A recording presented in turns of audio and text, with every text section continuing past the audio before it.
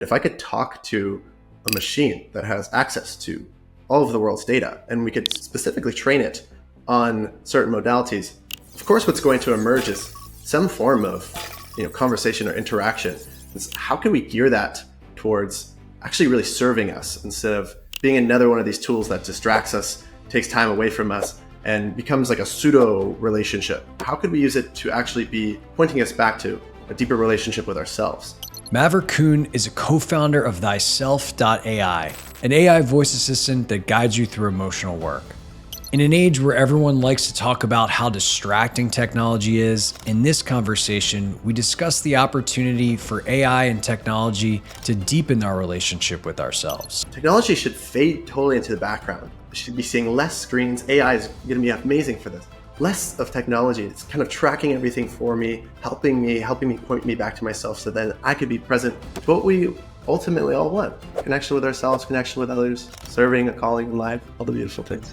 Maverick shares how technology can augment existing therapeutic and emotional modalities in a way that accelerates healing and growth. What it is it's a new tool that can emerge out of where technology is today. It's a practice partner for us to hold space for ourselves. So you'll never, use AI to replicate the incredible things that humans provide in a healing container, such as co-regulation of your nervous system, being witnessed by another human being.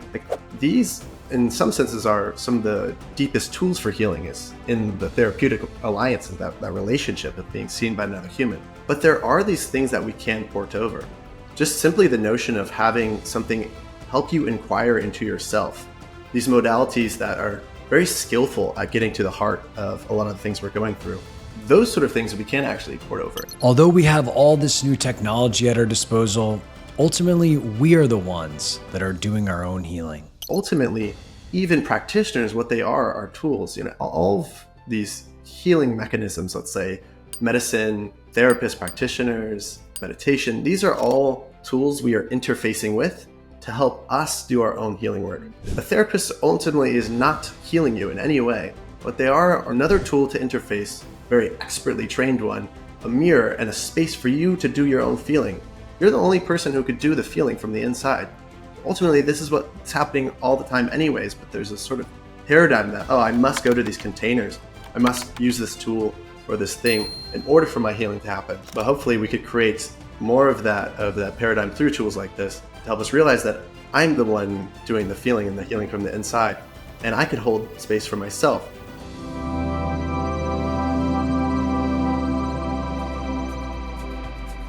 Before we get into this conversation, I want to ask you to join this amazing community of consciousness explorers. This whole idea of pursuing expanded consciousness and the boundaries of human potential while living a modern life is relatively new, which is why we interview revered masters, teachers, experts, and practitioners to help you on your own journey. To stay up to date on the latest conversations, simply click subscribe below and you'll be notified each time a new episode comes out. I am so grateful for all of your support and comments. I love reading them. Now let's dive into this conversation. Maverick, what's up, man? How's it going? It's going well. It's going wonderful on my end. And yeah, I'm excited for this opportunity to just dive a little bit deeper with you. What you have been working on with Thyself came onto my radar because within a week's span, I probably had 4 different people bring it up in conversation. Ooh. And usually when things come in 3s, I'm like, okay, I need to pay attention. When things come in 4, I'm like, drop everything you're doing. You got to check this out. So I'm very excited to dive in, and maybe as just a jumping off point to this conversation. How did Thyself and your vision and what you're working on come to be? Yeah, beautiful. I'm happy to hear that there's interest. So Thyself is a always available emotional work guide. So it's a voice AI that you talk out loud to, and it talks back to you. It guides you through various modalities such as internal family systems and somatic inquiry. And the inspiration for it is that there's these incredible psychotechnologies, these tools, that are really good at getting to the core of a lot of our suffering and helping them shift, move, dissolve, and even completely, evolve out of our system. And they're kind of gate kept in these particular containers, and for good reason. A lot of the times, you need to hold a particular space for them. But a lot of them you could really port over to using by yourself. And when you try to do it by yourself, let's say a really inspired person goes to a YouTube video or a book, it gets kind of complex really fast. You're trying to hold the meta track of where you are in the process whilst also doing the feeling yourself. And we figured there's got to be a better way. There's got to be some in between here where we could have a guide to help us in these moments and ask us the next question while we just focus fully on the feeling. And with the advent of LLMs, it's the perfect tooling to help us in that process. Amazing. So you kind of identified the limitations of the current paradigm. And then was there a light bulb moment of like, whoa, okay, maybe we actually can do something here? Yeah. So initially it was kind of actually coming around from the playfulness of working with LLMs, right? There's so many things that open up with this technology. And we're kind of thinking, if we really went for it, what would we do here? And so there was a lot of experiments initially, actually having other humans on the other end behave as a bot, but people are just typing to you. So like playing around with what that experience actually feels like, if it could be fully optimal. And then as the tech stack kind of evolved, and GPT-4 came out, and certain voice transcriptions and text to voice that are even better now, we're able to fully automate that experience. So I'd say the light bulb was just kind of a continuous exploration of this potential in this space. But I think it's, from taking a step back, feels like a sort of a quite obvious thing of, okay, this is clearly where things are headed. If I could talk to a machine that has access to all of the world's data, and we could specifically train it on certain modalities, of course, what's going to emerge is some form of conversation or interaction. And so how can we gear that towards actually really serving us instead of being another one of these tools that distracts us, takes time away from us, and becomes like a pseudo relationship? How could we use it to actually be pointing us back to a deeper relationship with ourselves? So that's kind of where the inspiration and excitement came from. And then we've just been kind of tinkering and building from there.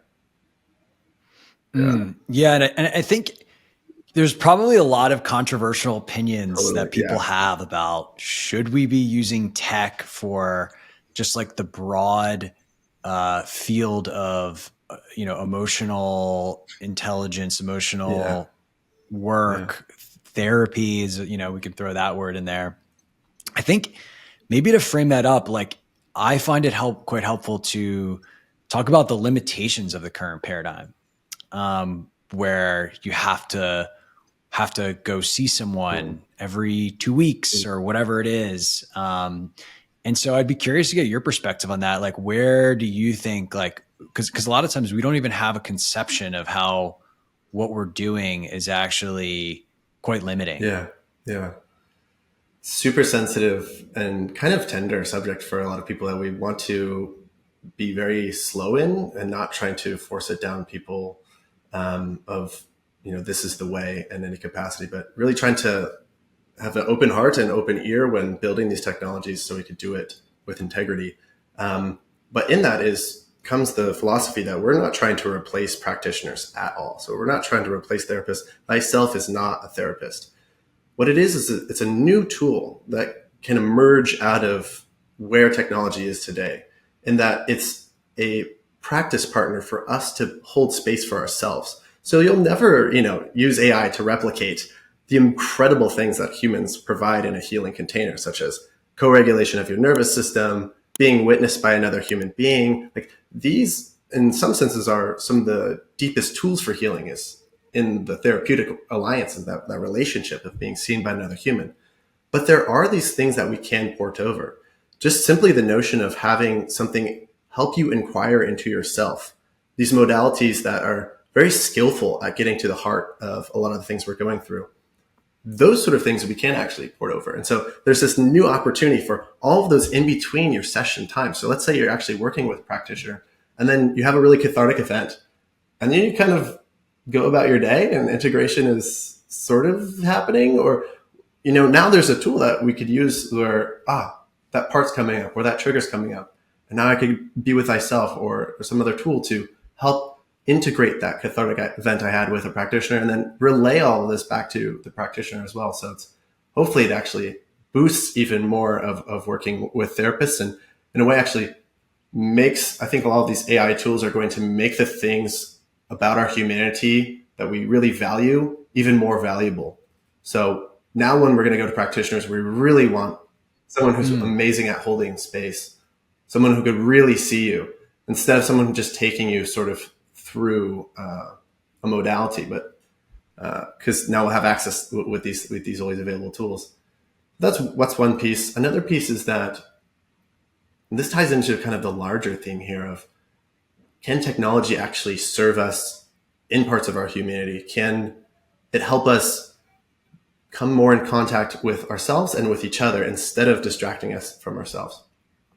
And what I'd say here is that technology has gotten a sort of a bad rap as a word because of how it's recently showed up in this really awkward time.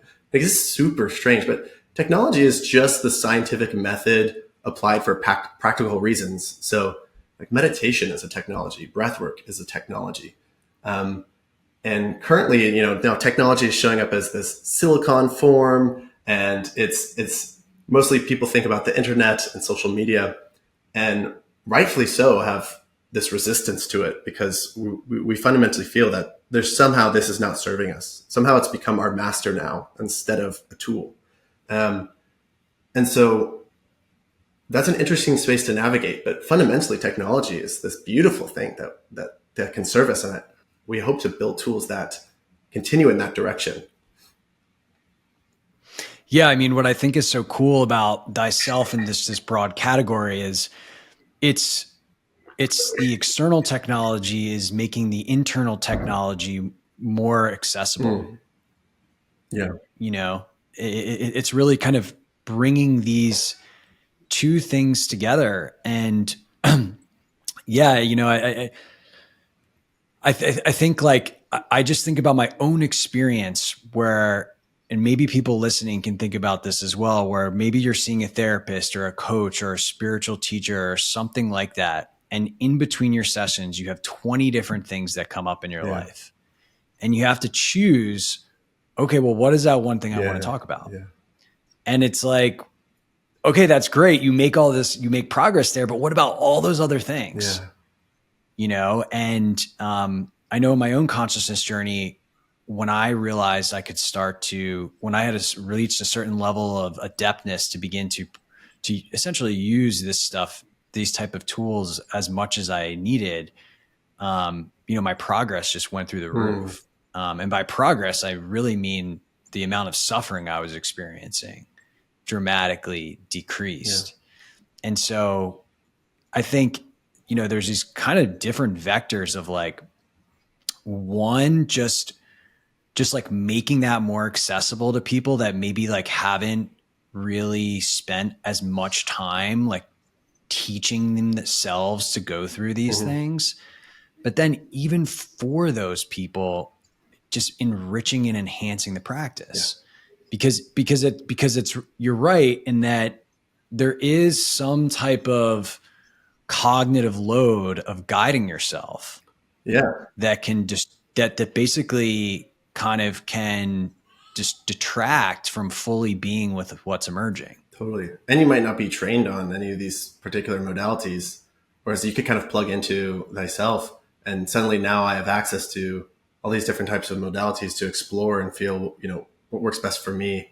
What you're pointing to is really beautiful. And I think a core thesis of ours, which is, there's different kind of paradigms in the current zeitgeist. And one of them is that therapy is actually okay. So that's kind of like one frame that people are starting to adopt. And then kind of once you've adopted that, the next paradigm is that healing work happens inside the therapeutic container. So as you're pointing to, it's like, okay, I've got my therapist I see once a week. and all this stuff is coming up for me. I can't hold that, so I'll just go wait for it for my therapist. Which puts a lot of pressure also on that container, right? So it's like I got to bring everything. It's also a certain level of intensity. Whereas a lot of evolution. I'm not sure if this is feels true for you, but for me, a lot of it is this sort of titrated, high touch but continuous integrative moments of like the small moments in life, in which how's that emotional pattern showing up in my day to day. And so what we're trying to hopefully do is build a tool that empowers us for our own self-healing journey. Because ultimately, even practitioners, what they are tools. All of these healing mechanisms, let's say medicine, therapists, practitioners, meditation, these are all tools we are interfacing with to help us do our own healing work. So, a therapist ultimately is not healing you in any way. What they are another tool to interface, very expertly trained one, a mirror and a space for you to do your own feeling.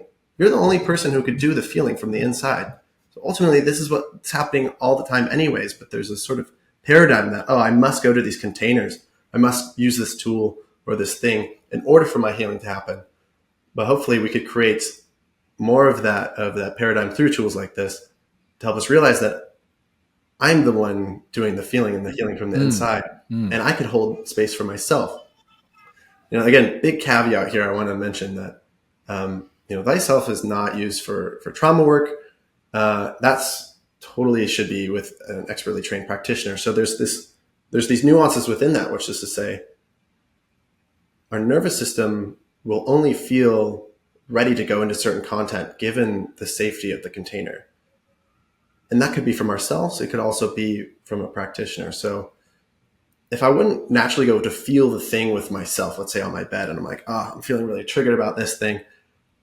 If I wouldn't go to feel it there, I probably wouldn't go feel it with Thyself. So it's a way of enhancing the space we're holding for ourselves, but not going into like super deep trauma work where we would need someone to co-regulate and to be with us in. So yeah, there's all these different kind of layers of containers and places and tools we could interface with.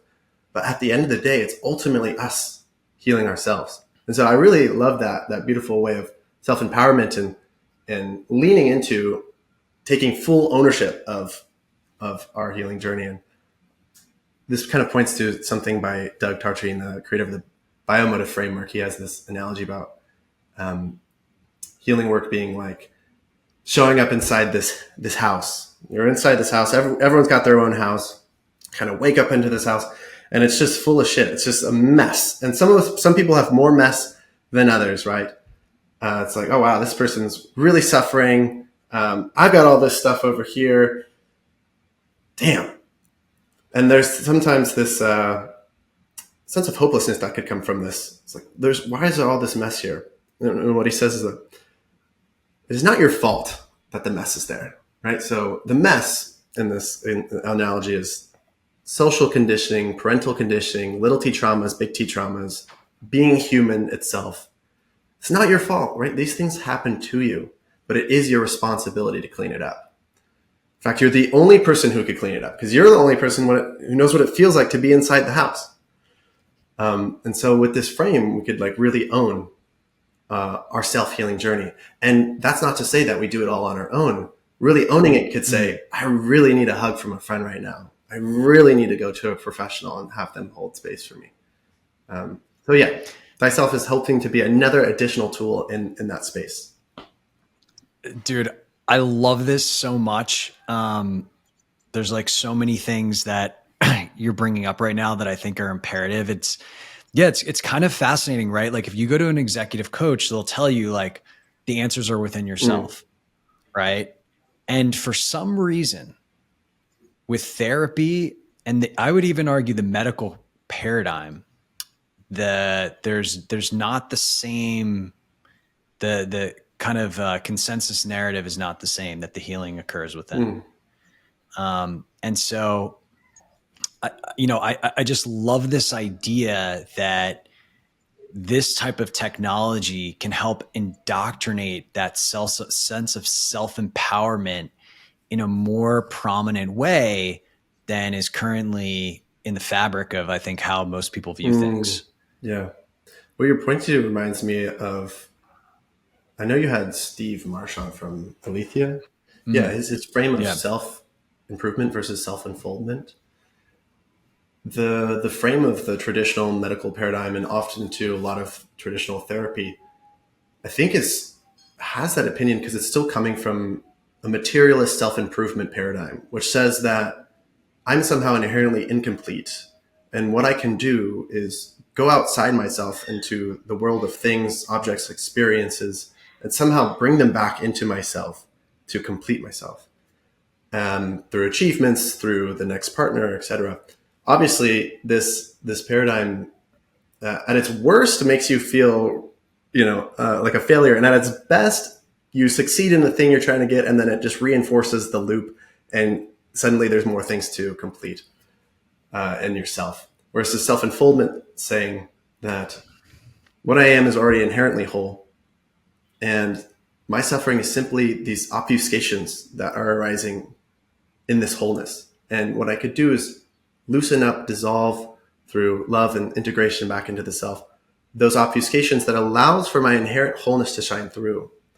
And so from that place of self-unfoldment, we see that actually truly the answers are inside ourselves, that our wholeness is there just waiting for us, for it to be seen by itself, instead of the notion that I must go outside of myself in some capacity to then complete myself.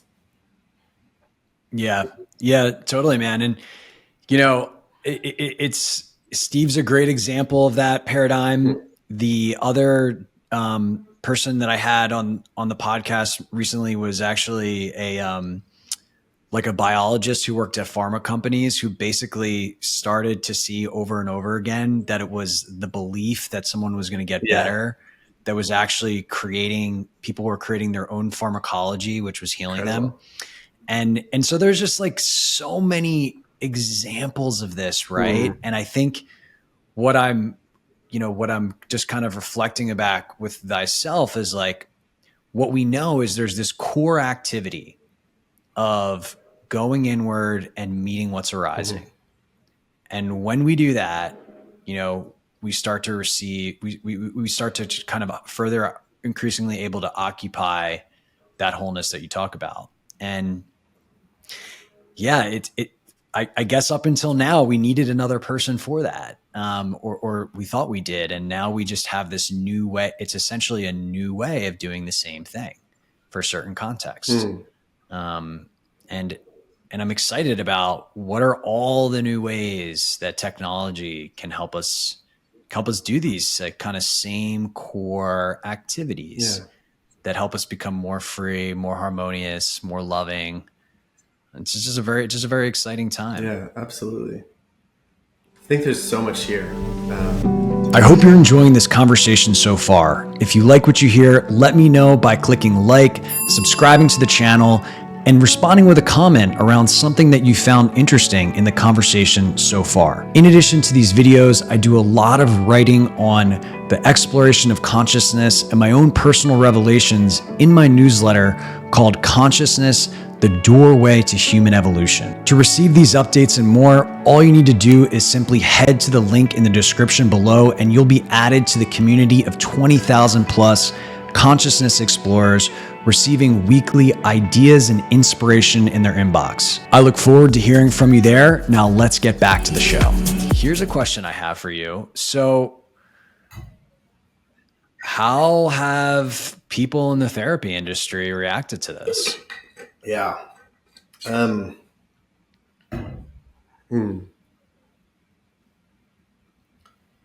I'd say that this product is quite polarizing, naturally, but gotten way more support and on the polarization side of excitement and support than I expected. So we actually have a good amount of therapists who use Thyself and have their clients use Thyself throughout the week, and then have the clients report back to them, their Thyself experience throughout the week.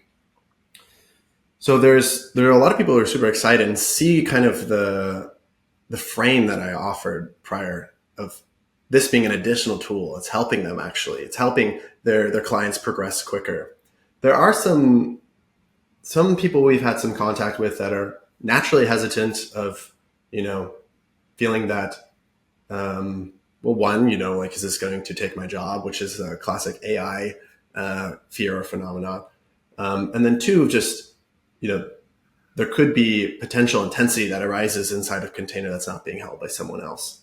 I think that's super valid. And we have emergency support that for if that sort of intensity does arise in people. And I also do come from a stance in which I feel the nervous system kind of knows when it's safe to feel a certain level of intensity. And if you were to be feeling it on your own by yourself with earnesty and then intensity would arise, I do think that, you know, having at least an AI and with some also emergency support is better than being on your own fully. But yeah, it's definitely super strange territory. Like, I fully acknowledge that we are in some levels of the uncanny valley and we're exploring, and we want to be super sensitive to that and listen to the experts, listen to the users, and try to build something that's in service and not trying to be anything it's not.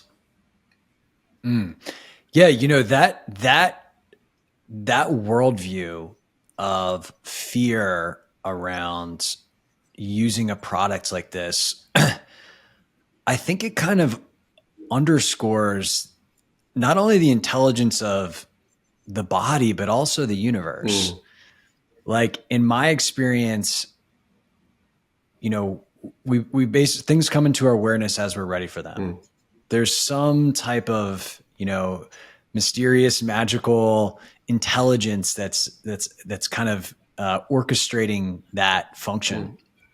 And you know, even the things that may be a little bit overwhelming I think are actually happening for us. And as someone who's, and I understand that this might be a sensitive viewpoint and it's just one experience, as someone who's been doing kind of self-guided practice beyond just meditation, but really kind of going into emotions and things for the past 5 years, I've never experienced something I couldn't handle. You know, that just actually isn't a phenomena that has been true. So I do wonder, you know, I wonder if that is actually a, how much of that is actually substantiated by the observation of people doing self practices and all the bad things that people think could happen, or how much of that is really just an idea that's become popular. I think it's similar to all of kind of healing work. And from what I perceive of you, and I'm not sure of you 5 years ago, you seem to have a pretty regulated nervous system with a certain level of capacity that is available for things to arise. Whereas some people, they're in a more fight or flight response, and they might go to do some work, and it is overwhelming their system. But just similarly, how that person shouldn't go do ayahuasca, that it's too much for their system at their current period of time. Nor should they kind of, you know, delve into this sort of work. It should be more around nervous system regulation, base layers of Maslow's hierarchy type of work, really grounding the system. So I'd say it's similar to kind of everything, as you're pointing to. There's a natural intelligence that kind of knows when there's a readiness to feel into certain types of things. But I think practitioners who have worked with really all ranges of trauma, intense complex PTSD, have a natural intuition that some of these people do not have the capacity to hold their level of complexity by themselves. In which case, absolutely, they should be going to a professional to work in those realms. Yeah. Yeah. Yeah, that makes sense. So where do you see this going? Like, you guys, how long has Thyself been in market? So we've been actually soft launched and working in beta cohorts. You can actually try it if you want and get 60 minutes for free by going to the website. But we've been in a soft launch, so not officially launched, for a couple of months, working with cohorts a week at a time. Yeah. Nice.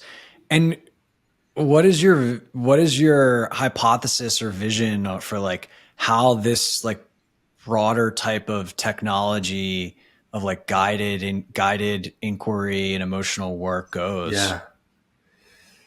Yeah, it's It is, first off, with the rapid evolution of AI, it's almost even hard to judge where this goes. But a couple of interesting and fun ideas is kind of pointing to having something that is continuously learning about you, able to recommend specific modalities given what it knows about you, the modalities you have tried, knows past experiences, your attachment styles, is able to use a bunch of maps of personality to essentially offer up, so you're dealing with this specific thing at this time. We could use a blend of these modalities in this type of way, given your past experience and your relationship to this person, etc. That is hyper attuned and personalized to us. That's a really exciting vision that we're moving towards, as well as like taking that even fully further and creating essentially an emotional work gym. So if you're really feeling into, or if you've adopted the belief that feeling my feelings is good, and on the other end of it is liberation from some sense of suffering or some sense of contraction, then there's this excitement there to explore the ways in which I am less free. And so right now, the teacher is the world, right? The great world that we are projecting all of our stuff onto is our teacher, and it's poking us and prodding us and triggering us in all these different ways. And we could take the stance that, I'm triggered. Amazing. Another opportunity for my freedom. So I'm going to explore this. And we could bring that to thyself constantly throughout the day, because it's always available, and explore the ways in which we're feeling triggered. Thyself can then build up a context of things that are triggering you, repeating patterns in your life, reflect them back to you with, lots of different trainings and psychological frameworks, and help you then process through those things to open up that freedom, to help to solve those obfuscations. You could imagine this going way far out, like now we're getting super sci-fi. You put on VR goggles, you put on some EEG and like full somatic haptic suits, and it knows exactly how to trigger you. It shows generative AI of your mom doing the specific thing, and triggers your system, and then coaches you through relaxing specific parts of the musculature and certain modalities. And then truly now you have this sort of emotional work gym in which you could kind of continuously process and actually actively bring up things that you feel contracted around. But that's like totally sci-fi, way far out. But in the meantime, it's just this access to this always available guide to help us do deeper self work. Yeah, and you can totally see how that could get more sophisticated and more advanced. And yeah, just to reflect on some of the ideas you said, the first one reminds me of like, what is like a Alethea look like, where there's like different depths of practices that are kind of dynamically merged as certain experiences arise. It's basically like any type of like ontology or practice that exists digitally. You could see how that could get transposed with technology. That makes a lot of sense to me. And yeah, I love this. I love what you just mentioned around like kind of bringing greater intelligence to the pattern recognition of our patterns, basically. For me, this is actually the subject of a book I'm writing. My main spiritual practice has been having a note on my phone for the past 5 years called my freedom log, where I write down every single time I notice I'm disturbed. Amazing. And then I bring that into these type of practices, because those are the direct pointings to what is obfuscating my freedom. Yeah. And what's amazing, and that list is over 1,000 things long. Like it's a very, very long list, and it still gets filled. But what's so amazing about that is that if you actually like look at the data, you throw it into GPT or something like that, yeah, there are just very, very clear, more stubborn patterns than others. And the awareness of that information helps us develop an increased acuity for how to look out for it, and the more subtle and refined ways it shows up in our lives. And so, I think it's a really cool idea to kind of pair some type of capture system, just going about your day that kind of builds this database of lack of freedom, call it lack of freedom instances, and then gives you the tools to work on Yeah. them. That's a super compelling vision. I like that a Yeah. lot. That's fun. I love that. And we could use these to offer up, for example, there's this one framework called 5 personality patterns, and it was deeply helpful for me to kind of give a label, even though labels are completely arbitrary. At the end of the day, some might say that all of the work is just holding a space of self-love and watching contractions dissolve in that. If you have that level of practice and access, that's beautiful. But we could also use labels as tools, these different frameworks of like, oh, realizing that these particular emotional patterns that keep running for me are leaving pattern and oral comp. Now I could start to see in my life how those cohere, and then actually be offered tools to help me be with those when they arise, when I'm triggered. And it's bringing more awareness to myself. Again, more tools to help me interface with myself, to be more easeful and progress in that unfoldment pattern quicker, or just with more easefulness. Yeah, I think it's such a powerful reframe, right? Is like, how can technology help us better interface with Yeah. ourselves? Yeah. As I mentioned, we're in this period of time where it's a super awkward time for technology, right? We find ourselves in this place where technology used to be, and still is, but something we would build, tools we would build to give us back time and energy. So it would be some sort of process, like tilling the soil. Then we built tractors. That gave us back time and energy, made us more efficient. Now we're in a phase of technology where a lot of it is actually taking our energy and time. Social media, a great example, just entertainment in general is taking our attention. And ultimately, I mean, this is very reductionist, but just being playful, like what we're doing is self-soothing through this. So the whole world, is, in the short form entertainment scrolling mechanisms, we're just self-soothing. And this is a coping mechanism on a grand scale that accumulates even more emotional debt, so to speak. So as I distract myself and self-soothe, then it creates more uncomfortable sensations that I continue to self-soothe in. And it's a very, strange time, but it doesn't have to be this way. It's just sort of a very short period in terms of human history and the very nascent beginnings of silicon-based technology. Like we're in the very, very first stages of it from a grand scheme. And so it's just kind of a quirky time. And I firmly believe that we can not only move through, but totally evolve through. And so Thyself is kind of this bid for when you have noticed, or you fully kind of felt that, okay, the emotions that I don't want to experience, the sensations I don't want to experience right now are not going away from this scrolling. Maybe I'm kind of dissociated for a bit, but they're still there, and I still need, and there's like a crunchiness, it's like, I don't think anyone's under the illusion that these social medias are really truly the final form of human flourishing. I think everyone kind of inherently knows that maybe this is not the best expression of myself in terms of how I'm going about it hours and hours a day. So Thyself is the tool when you are done distracting yourself from those emotions with all these other tools. This is the tool that you turn towards those emotions and sensations to be with them and to actually feel what's showing up. And hopefully we could instill that behavior pattern that instead of spending hours of my day dissociating from a certain sensation, I could actually maybe it's just something really small. Maybe it's just a little part or a voice or a sensation that wants to be heard for 10 minutes. And we feel that. And then we're back into our day, into flow, into presence with our life. And I think technology can be also in service of us instead of just being our master. It could make us more present to our experience.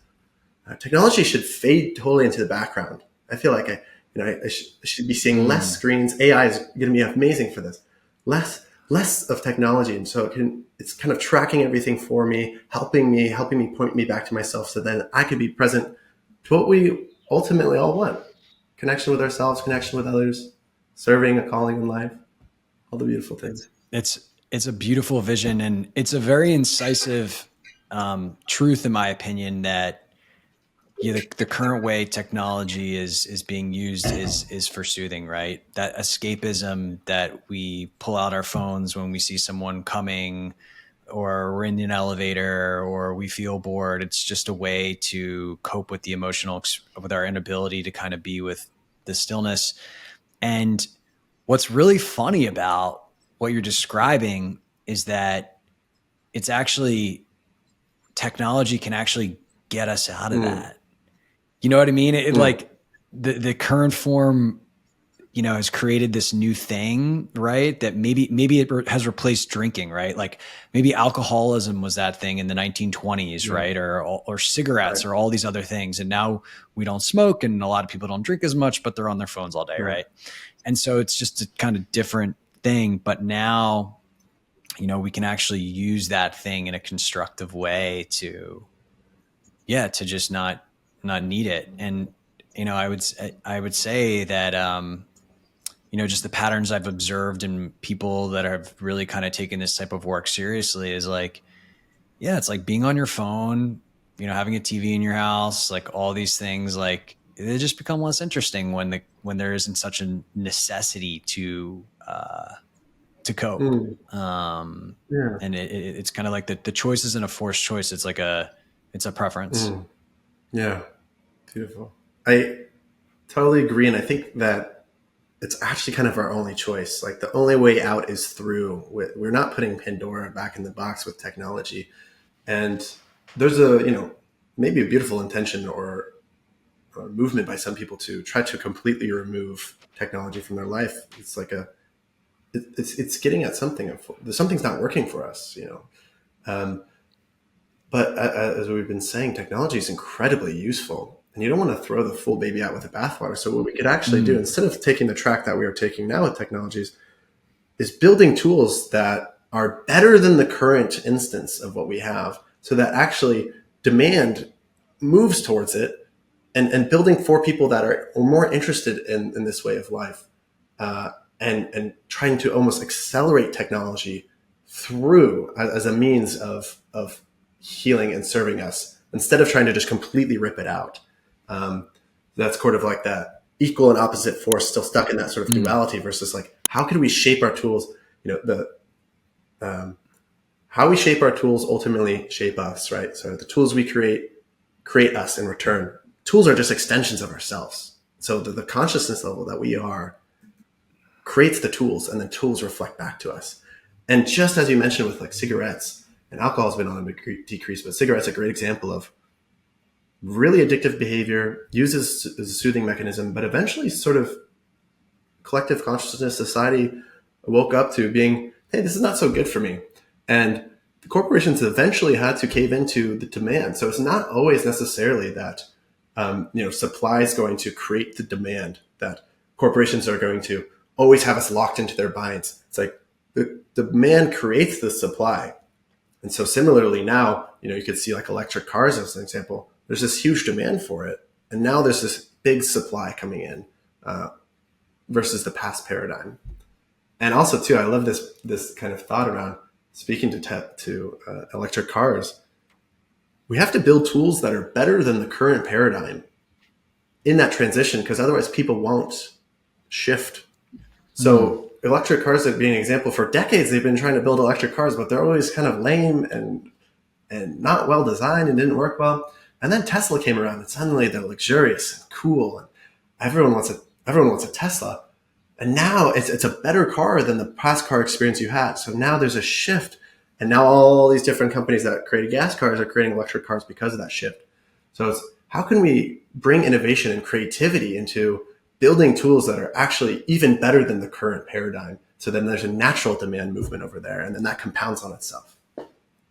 I love that. Yeah, it's a great framework for, I would just say, anybody building anything, and just like how we should approach a more integrated approach to supporting ourselves with tech. I Yeah. think one thing that was interesting that it's coming up for me is one of my friends. Greg is an investor. He's a VC. He has a fund. He's been on the podcast called SciMed Oh Ventures, yeah. and he was talking about how there's these toys for kids that are intentionally screen free. So there's like this, I think it's like a box. And so there's this box and there's like different modules and things you can put on the box where like, there's some character and it tells a story kind of like a movie would, right? Or Yeah. it teaches you something and there's like all these different modules. And the main thing is that there's no screen. Yeah. And, yeah, I think it's like a really interesting idea with this stuff, honestly. Yeah.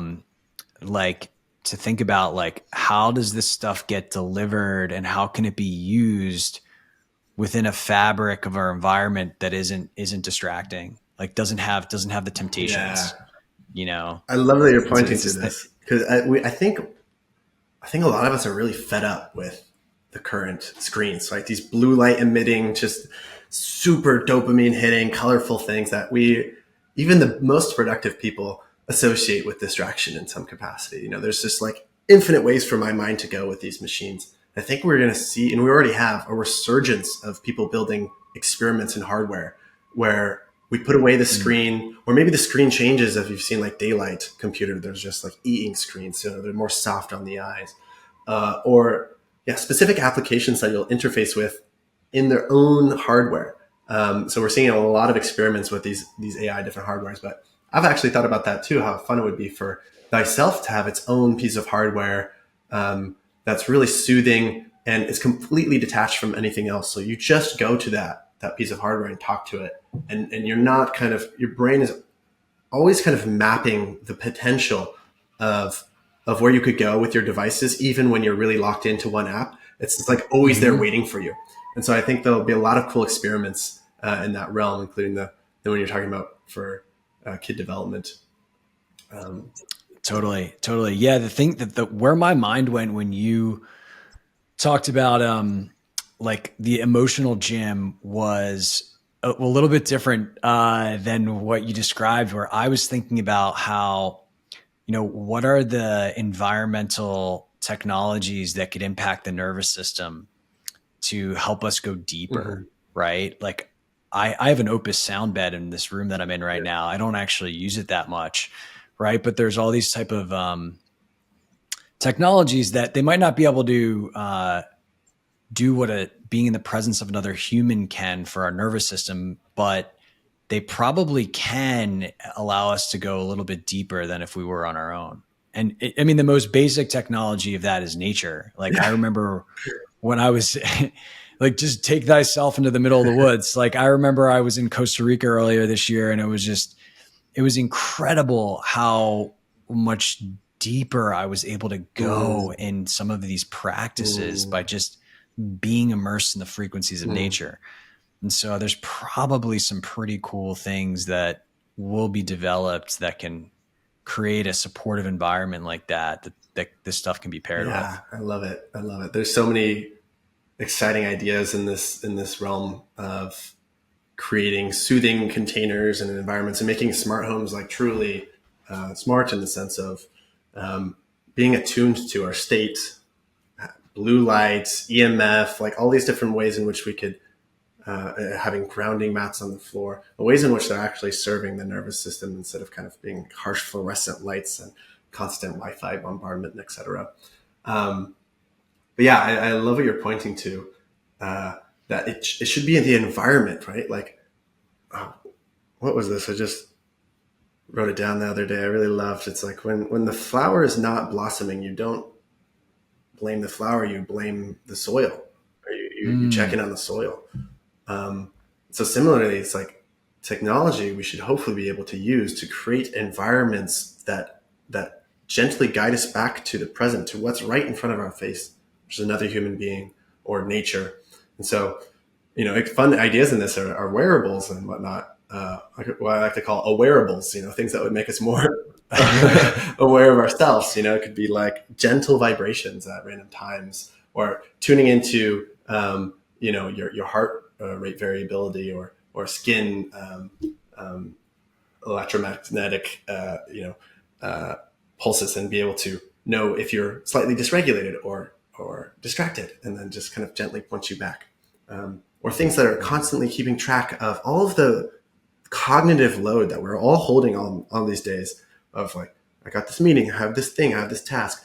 When you could just drop it into this big sort of personal AI web, so to speak. And now I have a whole new brain to let hold all of that for me, and boom, right, I'm back to the present again. So that's the hope, is this optimistic techno future in which these things can all be in service of us coming back to right being here and now instead of distracted. Yeah. What do you think the biggest obstacles are for kind of the category of awareness technology that you're playing in? Yeah. So one thing I want to fully acknowledge and give gratitude to is that a lot of these ideas are not new, and a lot of beautiful thinking has come out of organizations like Transformative Tech and consciousness hacking. And there are kind of these earlier movements that pointed us kind of more towards the direction of hard tech that is, if you're familiar with Ken Wilber's, wake up, clean up, grow up, show up framework. Are you familiar with that framework at all? Yeah. Yep. So a lot of it was kind of pointed in the direction of hard tech focused at waking up. So, how could we use ultrasound to reduce the default mode network and awaken ourselves with the enlightenment button? And it's a beautiful intention. I think it's definitely coming, and some framework brings up a lot of ethical stuff. But the hyper focus on that, it's not quite here yet. The technology is just not quite here yet. And so in some ways, these movements, these drives have kind of softened or died down a bit. But a lot of what they're pointing to is still totally applicable for much more subtle things, and also in the realm of cleanup. So Thyself is trying to do more of the cleanup side of things. It's to be with what is and process some of the places which we feel less free. But as I was pointing to, there's all these different ways in which we can, it doesn't have to be, this big solution to jump us to the very end of human development, but rather these much more subtle technologies, things that are already here, the computer, the phone, AirPods, that can be used as tools to point us back to ourselves. That I'd say, so the challenge there is that people, I think, have this big frame of thinking of taking people to full awakened awareness through hard tech, and then are kind of disappointed by the current stance of things. And so the opportunity there is to open up into what can we use today, especially with the advent of LLMs. There's so much to explore, in the realm of something that is able to track us, to reflect us back to ourselves, to take notes, and to offer up insights.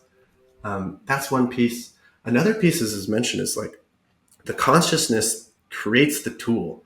So really in the process of making these toolings, tuning into oneself, and this has been a big process for me and my co-founder, of noting, where is this coming from? When we build this, is this decision coming from the heart? Is it coming to, like scale for the sake of scaling? So I think one of the challenges here too is adopting a lot of technologies. Silicon Valley's framework is very analytical, very heady. And we could think, oh, this would be a really cool idea to implement in these different ways. But if there's not more heart there, then we could just reinstill, even with the best idea, reinstill the same frameworks of the past. And it's going to be about grabbing more attention, making people more reliant on this technology in some frameworks. So I'd say that's another one of the big challenges, is like really leaning into maybe some harder decisions when building things that are coming from a place of trying to serve as much as possible. And then obviously too, it's like, as we were pointing to before, people are slow to adopt certain paradigms, and that will take some time. But, Calm and Headspace, I think, are great examples of this already happening in the world, of bringing psychotechnologies that have been around forever to the public zeitgeist, making them playful, easy to engage with, and have brought a lot of people onto their own self path. And, there's a lot to be said around mindfulness and all that whatnot, but I think it's probably a net positive for the world. And where are all these other opportunities, that we could still bring these new modalities, technologies to the public through technology, which is great at scaling. So that's the call and the hope.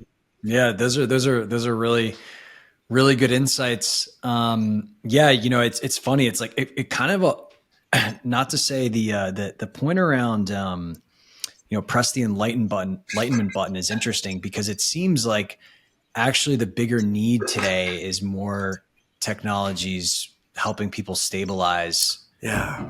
just better experiences. It's like, look, you can go take ayahuasca Right. or any type of psychedelic relatively easy, but how many people do you see they go and do that experience, then a week later, a month later, they're kind of dropped back into their normal waking experience, Yeah. and then they think the solution is going and doing it again. So it, I know there's some people doing interesting things like I don't know if you've talked to Jay Sanguinetti, where they're using those peak experiences are important for inspiring someone to start to prioritize this stuff in their life.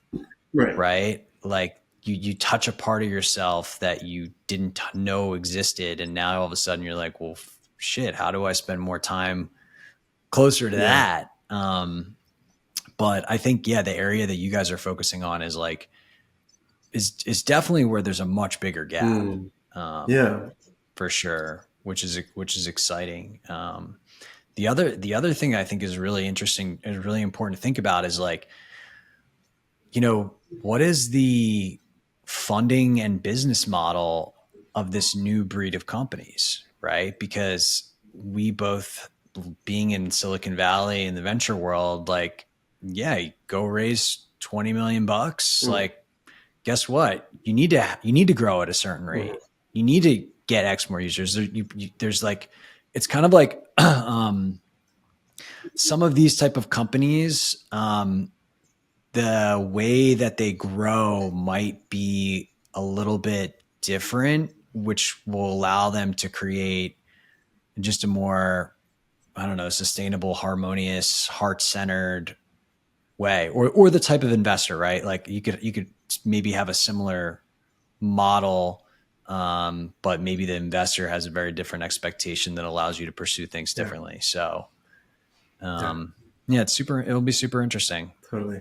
Yeah, we found that this resonates mostly with more missions aligned angel investors who kind of see the vision and still, of course, want return on their investment, but are really tuned into the reason why this sort of technology needs to be out there.